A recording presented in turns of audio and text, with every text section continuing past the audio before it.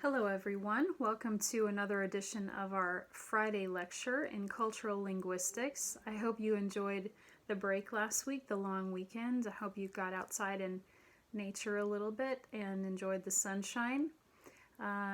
We are in a new location today, inside, and you may be able to see my children's drawings here behind me, which is very appropriate for today's topic, which is cultural linguistics and world Englishes. As you might imagine, since my native language is English and my husband's native language is Hungarian, we speak a hybrid language here in our family. My children often mix English and Hungarian in very unique and creative ways, which is really what world Englishes are about. So this ability of each culture which uses English to mesh it with its own unique cultural ideas. And just a funny example from my children, many times they will add on ing to a Hungarian verb when they're speaking English. For example, this is not ragadozing. Okay, so there are many times when they take an English or a Hungarian grammatic structure and they just supplant it into the language that they're speaking.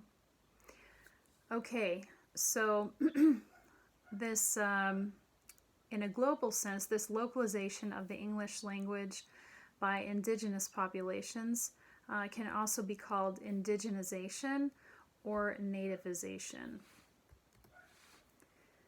And again, the PowerPoint will be posted later, so you can go back and read everything. So as cultural conceptualizations encoded in other languages are progressively encoded in various features of the English language, a new hybrid form of the language is created. And here I want to note that even if you don't come from a family where multiple languages are spoken, all of you hopefully have experienced how within your families, you have your own special phrases and words that you use with each other. And there are certain things that only your family members, certain references that only your close family members can understand. So that's really what we're talking about here today. It could be a nickname that you and your siblings use for one another, or a phrase or a word that instantly calls to mind a childhood memory that you all share. So these are the kind of things that we're talking about. Okay, so on a global scale, with English, this hybridity begins to take place in four main ways, and those are retention, elimination, modification, and extension. So let's talk a little bit more about what each of those mean. Retention refers to the maintenance of features characteristic of the input variety. And input variety is just a fancy way of saying the original version or dialect of the language that the people were exposed to. So for example, when Australian Aboriginals were first exposed to English, it was to a variant that was spoken in the south and southwest of England in the late 18th and early 19th century. So Aboriginal English maintains some of the non-standard features of this English that they were first exposed to. All right, elimination, as you may have guessed, refers to the non-occurrence of features that could have been inherited from the input variety, but they were not. So to eliminate something means to get rid of something. So basically they didn't take over something that was in the original English that they were exposed to. Modification refers to changes that were made in features of the language. So features that were not completely eliminated, but were somehow tweaked, somehow changed a little bit. And an example of this is in Aboriginal English, the use of the transitive suffix "im" in expressions like "eat 'em up goanna," meaning eat the goanna. And we won't even talk about what goanna is, but I'll just let you know that it's a reptile. So thankfully, we're only talking about the linguistic aspect of this phrase today. All right, then finally, extension refers to cases where features are transferred from local languages or where meanings are metaphorically extended. And again, an example of this from Aboriginal English, the use of the Nyungar, their native language, the use of their Nyungar word kipa, which originally means water, but in Aboriginal English they use it to refer to alcoholic drinks. Okay, so that's an example of extension, the way extension tweaks the input variety, the original language.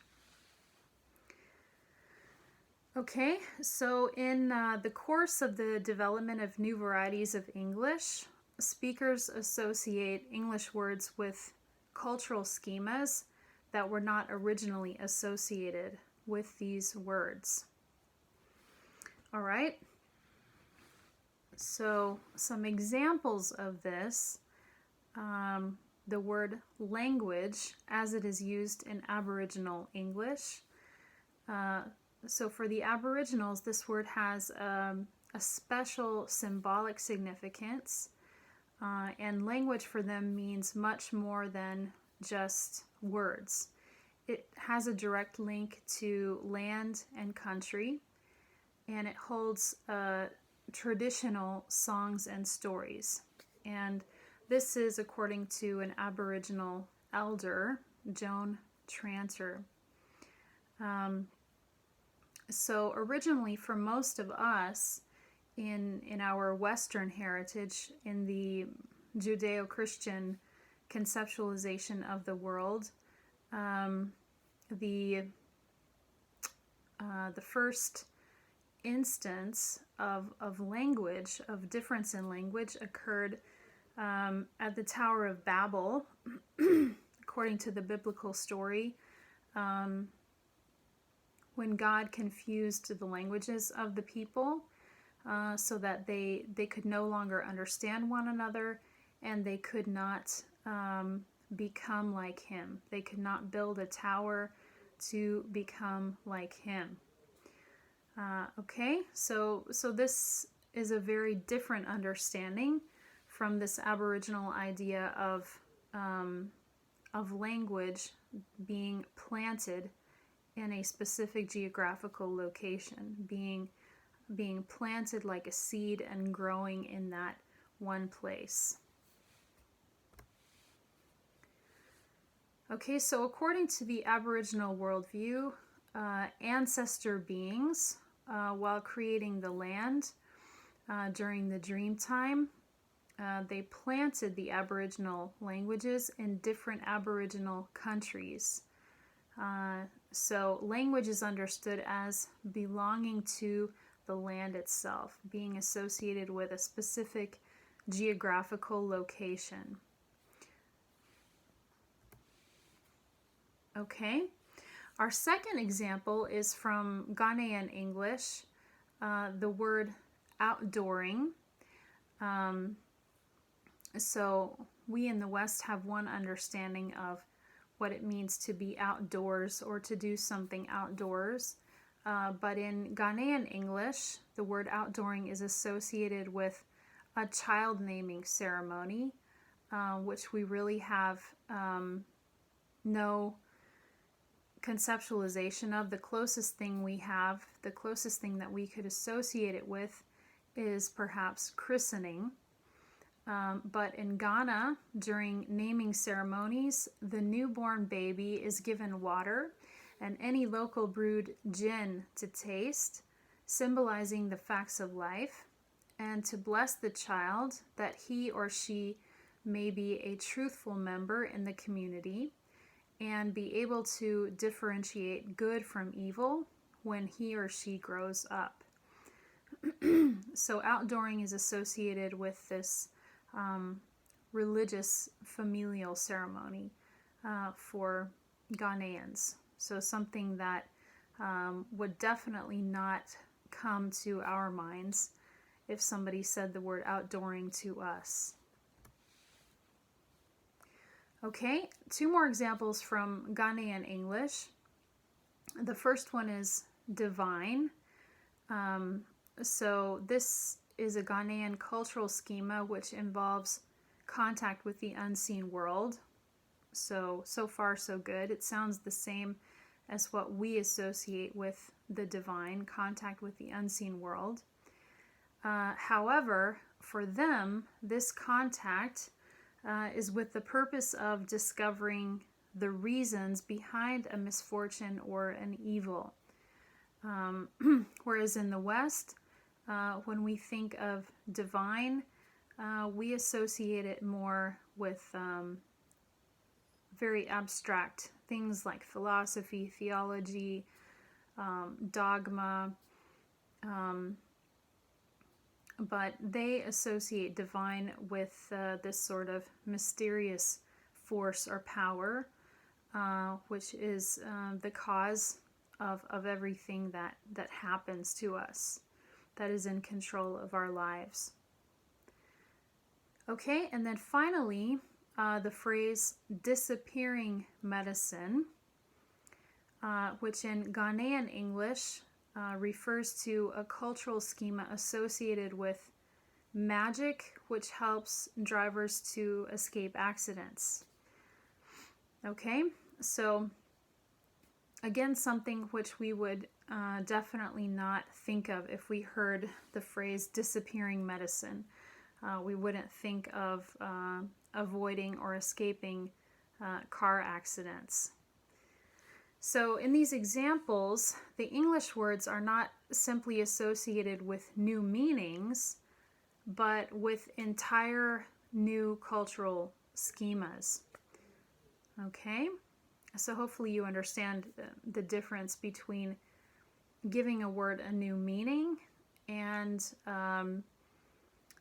the word itself being informed by a totally different cultural schema.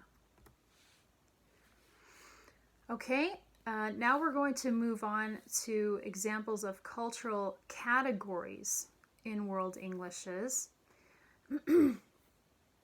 And many times the difference between a schema and a category can be a little bit difficult to understand, and I think the simplest way of putting it is that a category is a little bit more specific. It's not quite as general as a schema, but there are definitely areas where they overlap.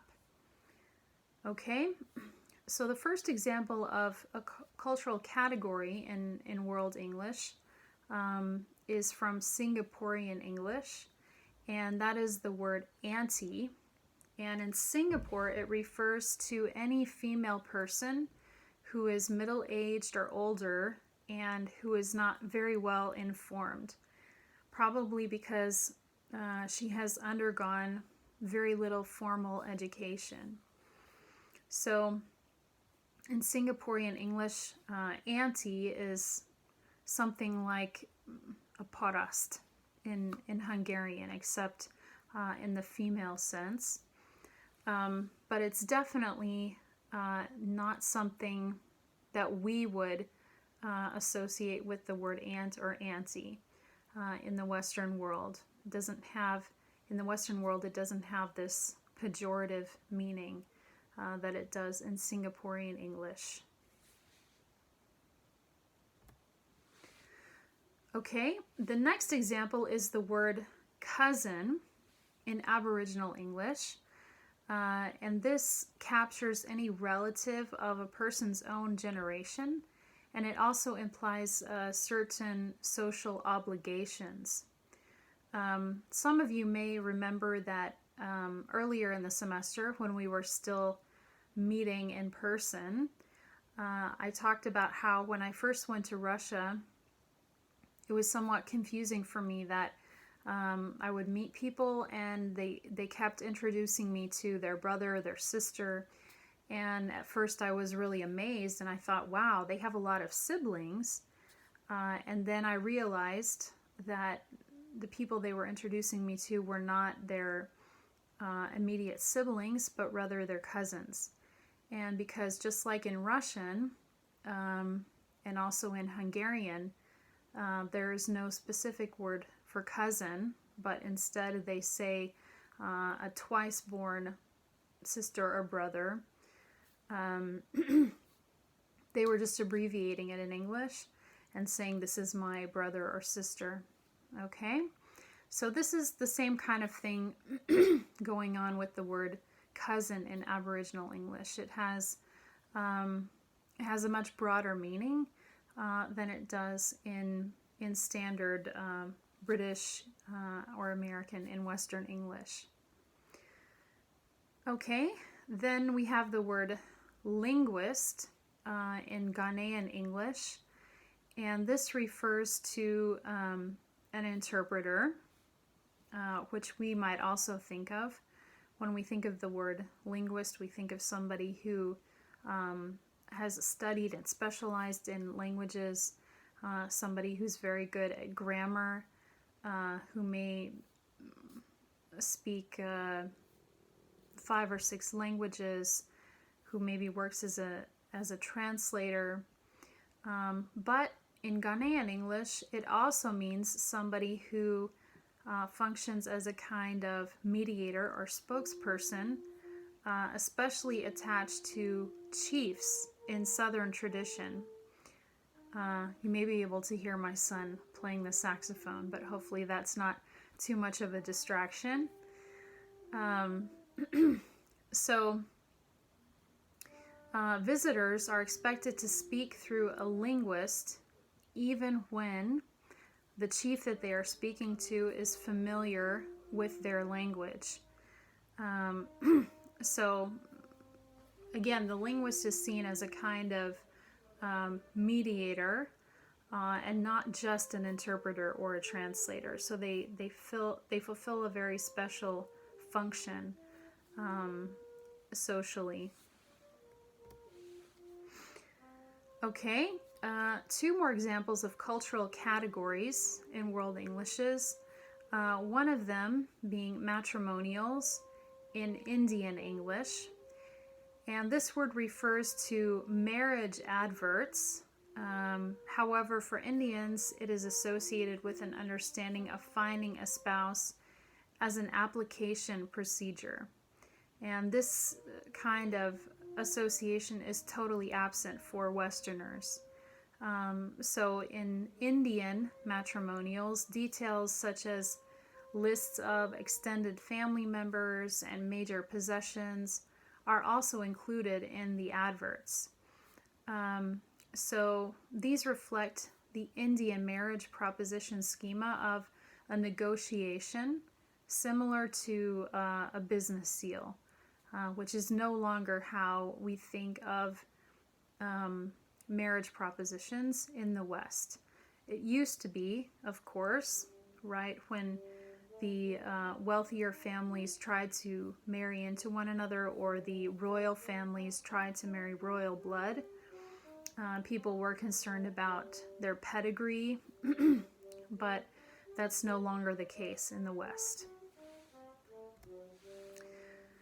Okay, and then our final example of a cultural category in a World English is the word mare in New Zealand English. And it is used to refer to the courtyard of a Maori meeting house. And for Maori speakers, mare is far more than just a building. Okay, so this is a case where New Zealand speakers of English have taken over a word from Maori. They've modified it. And for them, it has come to mean just a physical meeting place. But the original meaning was actually far more profound.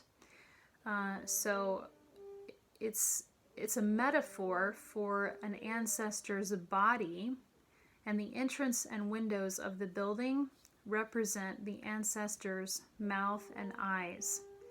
So this was its original meaning, but when the word mare is used in New Zealand English, it's really just used to refer to the physical courtyard of a meeting house.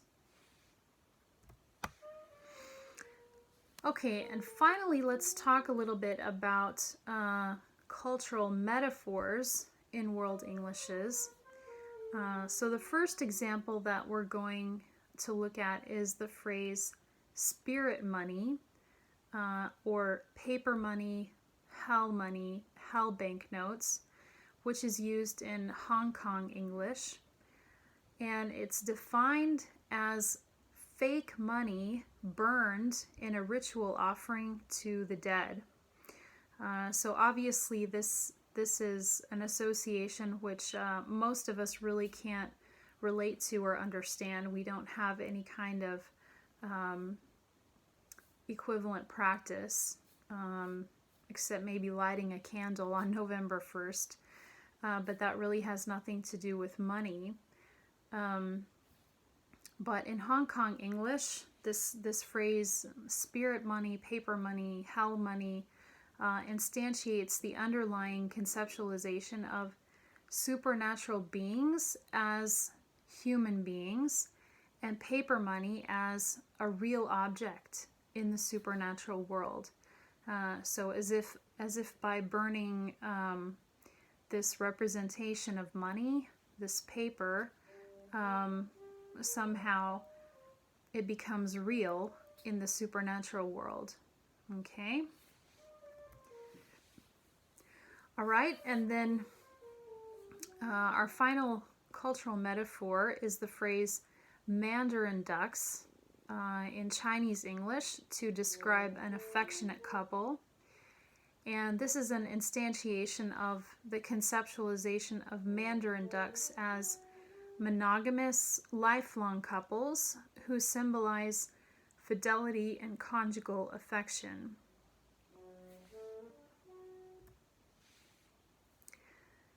All right, so hopefully our time together today has given you a better understanding of how cultural linguistics can help us see English, how English or any other language may come to encode cultural conceptualizations that were not originally associated with it. So the examples that we have seen from English today, obviously they can happen with any language. And as I mentioned at the beginning of the lecture, it's definitely happening in our family in the ways that we speak English and speak Hungarian. My children especially are bringing their own unique familial conceptualizations to the way that they speak Hungarian, the way that they speak English. And this is really what makes language so fun, what makes it an art, that it can be changed, new colors can be added, new things can be pasted into it. So language really is like a work of art, like a piece of music with new notes, new harmonies coming in all the time and making something really, really beautiful. Okay, so we'll have one final lecture next week. And then after that, you can sign up for the oral exam. I'll be waiting for your metaphor projects. And I hope that we can all have a great summer and maybe travel a little bit within Hungary, if not internationally. All right, have a great weekend. Bye.